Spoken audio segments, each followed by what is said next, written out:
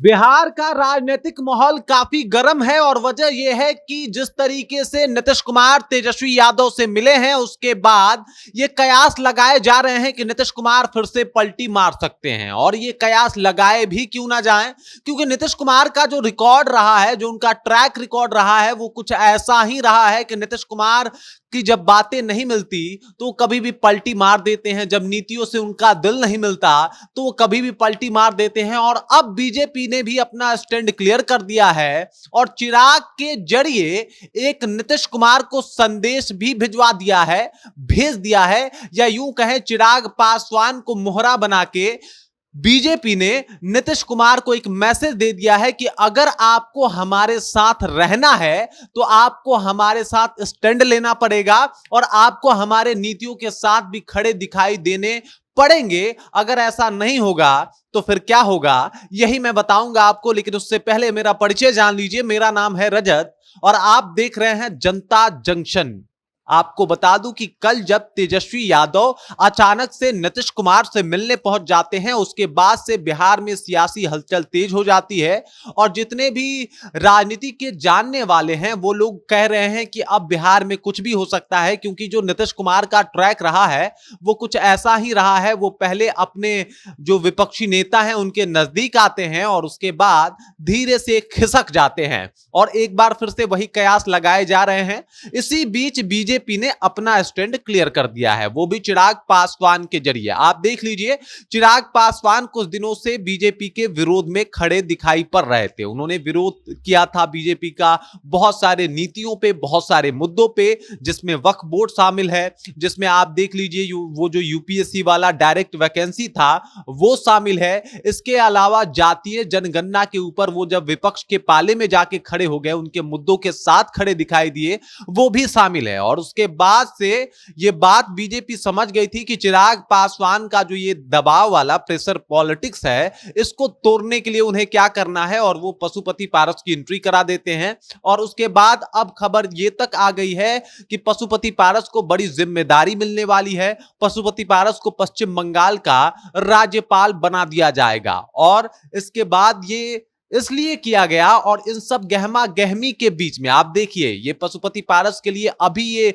खबर आना कि पशुपति पारस को पश्चिम बंगाल का गवर्नर बनाया जाएगा, ये बात तय करता है कि बीजेपी ने अपना स्टैंड क्लियर कर दिया है और चिराग के थ्रू एक मैसेज भी छोड़ दिया है। जिस तरीके से चिराग बागी हुए थे, जिस तरीके से चिराग पासवान बीजेपी का विरोध कर रहे थे, जिस तरीके से उनके मुद्दों का विरोध कर रहे थे और कई मामलों में विपक्ष के पाले में जाके खड़े दिखाई दे रहे थे, उसके बाद बीजेपी ने पशुपति पारस को पश्चिम बंगाल का गवर्नर बना दिया। और अगर ऐसा नीतीश कुमार करेंगे, मतलब नीतीश कुमार साथ तो रहेंगे बीजेपी के, लेकिन उनके नीतियों के साथ नहीं रहेंगे, उनके जो काम हैं, जो मुद्दे हैं, उनके साथ नहीं रहेंगे, तो उनके लिए भी कोई और विकल्प तलाशेगी बीजेपी। और ये सीधे तौर पे एक मैसेज भी है, इसे मैसेज के तौर पे देख सकते हैं, क्योंकि चिराग पासवान भी बहुत सारे मुद्दों पे बीजेपी के खिलाफ थे, जेडीयू भी बहुत सारे मुद्दों पे बीजेपी के खिलाफ है। जेडीयू इन दौरान और ज्यादा चर्चा में इसलिए है क्योंकि नीतीश कुमार जाके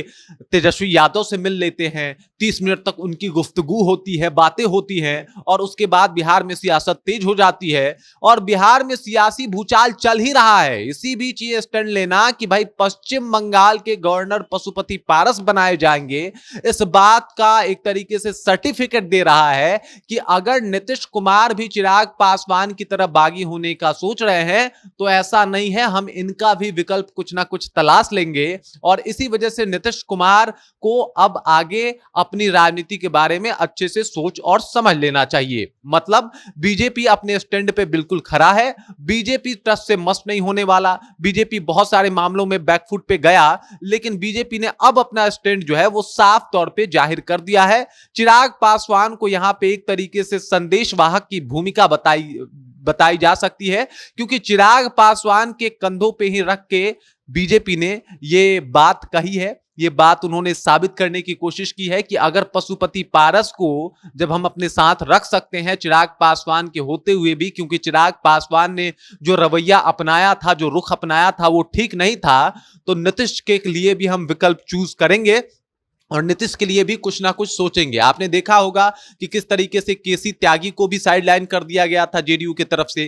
केसी त्यागी भी कहीं ना कहीं वो एक तरफा अपना बयान दे रहे थे, जिससे एनडीए में फूट पड़ने की नौबत आ रही थी, और उसके बाद जेडीयू ने ही उन्हें साइडलाइन कर दिया। वो प्रवक्ता रहे हैं और नीतीश के काफी करीबी भी बताए जाते हैं, उसके बाद भी उन्हें साइडलाइन किया गया। वजह यह था कि उन्होंने फिलिस्तीन और इजराइल मामले में इजराइल के सपोर्ट ना करने के लिए भारत सरकार के ऊपर कई सारे प्रहार किए और कहा कि इजराइल का सपोर्ट आप मत कीजिए, आप फिलिस्तीन का सपोर्ट कीजिए, जिसके ऊपर कुछ ही दिनों के अंदर उन्हें साइडलाइन कर दिया गया। और अब स्थिति देख लीजिए, चिराग पासवान जो कि बागी तेवर अपनाए थे तो पशुपति पारस आ जाते हैं। तो यह साफ तौर पे स्पष्ट हो गया है कि अगर नीतीश कुमार भी कुछ ऐसा स्टैंड लेंगे तो उनके ऑप्शन के भी तलाश में बीजेपी जुट चुकी है। और सीधे सीधे तौर पे अगर नीतीश कुमार साथ रह रहे हैं तो अच्छे से रहें, और अगर ऐसा वो नहीं करेंगे तो बीजेपी अपना विकल्प तलाश लेगी। बाकी इस खबर को लेकर, इस जानकारी को लेकर, इस बातचीत को लेकर आप क्या सोचते हैं, आपको क्या लगता है, आपके जहन में क्या कुछ चल रहा है, कृपया कमेंट कीजिए और अपना विचार हम तक पहुंचा दीजिए। बाकी आप देख रहे हैं जनता जंक्शन और मेरा नाम रजत है।